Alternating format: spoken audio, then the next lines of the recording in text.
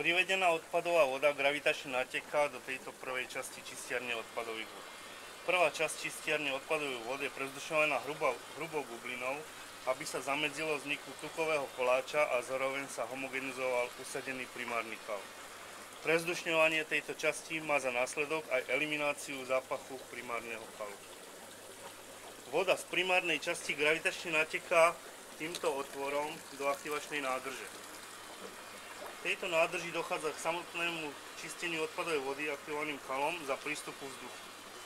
Aktivovaný kal je zmes baktérií, pomocou ktorých dochádza k vyčisteniu odpadovej vody.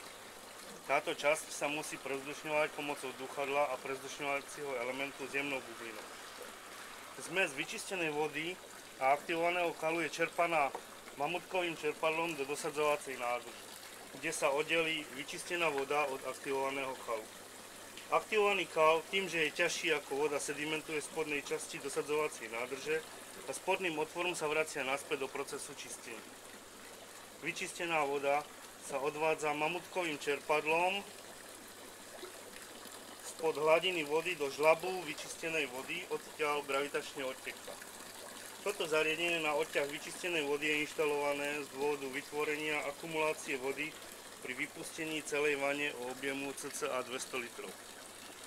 Pre správny chod čistiarne odpadovej vody sa udržiava v aktivačnej nádrži optimálne množstvo kalu. Toto množstvo sa meria v 1-litrovom odmernom valci po 30-minútovej sedimentácii.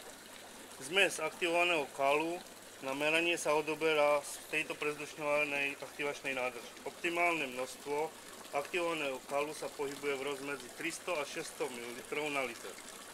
Ak sa namerá množstvo aktivovaného kalu nad 600 ml na liter, tento sa mamutkovým čerpadlom odkalí do primárnej nádrže kalu otvorením ventila na ovládanie odkalovacej mamutky.